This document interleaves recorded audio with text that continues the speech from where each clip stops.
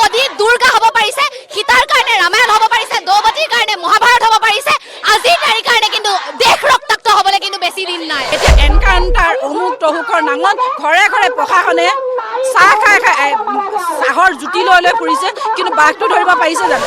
Open বেছি থাকে, টমটমত দেখি থাকো, টমটমত আহি ড্ৰাগছ দি থৈ যায়। এইবিলাক কি আৰক্ষীৰ নাকৰ তলে এইবিলাক কাম চলি আছে, মানে তেওঁলোকে কমিশ্যন পাই আছে। কিমান দিন সময় দিব লাগে আৰক্ষীৰ ওপৰত আমাৰ কোনো ভৰসা নাই।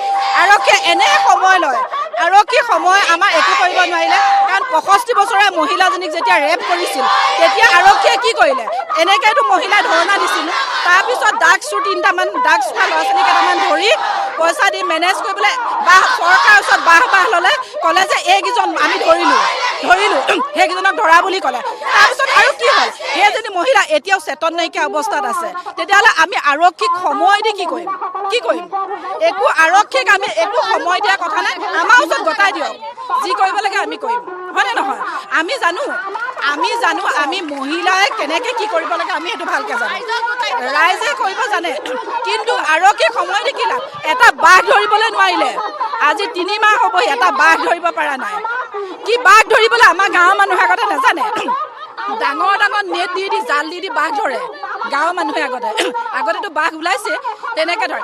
এতিয়া এনকাউণ্টাৰ অমুক তহুকৰ নাঙত ঘৰে ঘৰে প্ৰশাসনে চাহ খাই চাহৰ জুতি লৈ লৈ ফুৰিছে, কিন্তু বাঘটো ধৰিব পাৰিছে জানো? আমি শান্তিপূৰ্ণভাৱে মুখেৰে কৈ আছো, আমাক অপৰাধীক গতাই দিয়ক, ৰাইজে ব্যৱস্থা ল'ব। যদি তেনে নকৰে আইন হাতত তুলি ল'বলৈ কিন্তু নাৰী সমাজে ভয় নকৰিব। যদি দুৰ্গা হ'ব পাৰিছে, সীতাৰ কাৰণে ৰামায়ণ হ'ব পাৰিছে, দ্ৰৌপদীৰ কাৰণে মহাভাৰত হ'ব পাৰিছে, আজিৰ নাৰীৰ কাৰণে কিন্তু দেশ ৰক্তাক্ত হ'বলৈ কিন্তু বেছি দিন নাই। যদি আমি ন্যায় নাপাওঁ, যদি আমি শান্তি নাপাওঁ, যদি আমি নিজৰ ঘৰতে সুৰক্ষা নাপাওঁ, শিশুৱে সুৰক্ষা নাপায়, শিশু নাৰীয়ে সুৰক্ষা নাপায়, বৃদ্ধা নাৰীয়ে যদি সুৰক্ষা নাপায়, তেন্তে আমি নিজৰ সুৰক্ষা নিজে কৰিবলৈ আইন হাতত তুলি ল'বলৈ আমি বাধ্য হ'ব লাগিব।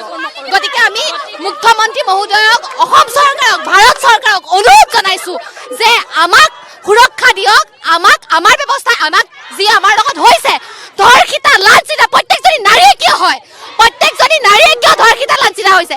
গতিকে আমাক ধৰ্ষণকাৰীক গতাই দিয়ক, আমি এনে শাস্তি প্ৰদান কৰোঁ যাতে গোটেই দেশৰ বাবে উৎস হৈ যায় যে ভাৰতত আৰু ৰেপ নহয়।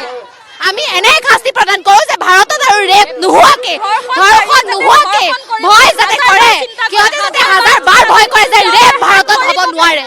কিশোৰ ছোৱালীক যদি ধৰ্ষণ কৰিবলৈ তেওঁলোকে 1000 বাৰ ভাবিব লাগে, কাৰণ সেইটো চিষ্টেম আমাৰ ইয়াত নাই কাৰণে আজি নাৰী সুৰক্ষিত নহয়, কণ ছোৱালীবিলাক সুৰক্ষিত নহয়।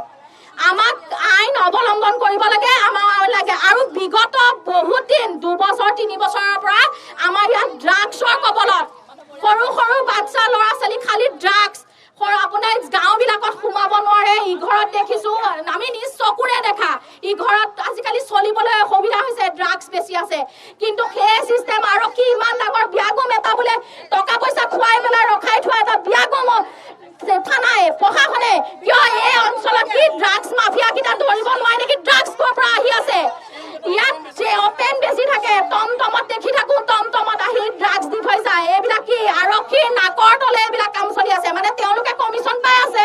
তেওঁলোকে কমিশ্যনৰ অংকত আজি আমাৰ পিছৰ যিটো প্ৰজন্ম, আমাৰ সেই পিছৰ জন্মটো সুৰক্ষিত প্ৰদান কৰিব পৰা নাই। আমি যদি ঘৰত খুন্তি ধৰিব পাৰো, আমি ৰাজপথত দালৈ ওলাই আহিব পাৰিম। আমাক দালৈ ওলাই অহাৰ কাৰণে বাট চাই নাথাকিব। আমি দালৈ ওলাই আহিলে কিন্তু অৱস্থা বেয়া কৰি পেলাম। আমি কেনেকে জীয়াই থাকিম ইয়াতে? আমি ইয়াত মুখ্যমন্ত্ৰীক বিচাৰিছো, আমাক ন্যায় লাগে। আমি কেনেকে থাকিম? নহ'লে কেনেকে থাকিম আমি? আমাক দালৈ ওলাই আহিব বাধ্য নকৰিব। আৰু আৰক্ষীক কিমান সময় লাগে? কালি ৰাতিপুৱা সময় দি থোৱা হৈছে। স্প্ৰে চুৰছে ঘৰত গৈ 60 বছৰীয়া ডাঙৰীয়া এজনীক ৰেপ কৰি থৈ আহিছে, সেইটো এতিয়ালৈকে ধৰিব পৰা নাই। আৰু কালি হোৱাটো কি সময় লাগে?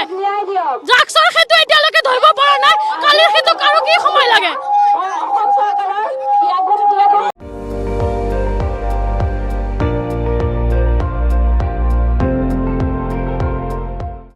আপুনি চাই আছে ND24, সৰ্বশ্ৰেষ্ঠ নহয় সৰ্বোত্তমৰ দৌৰ।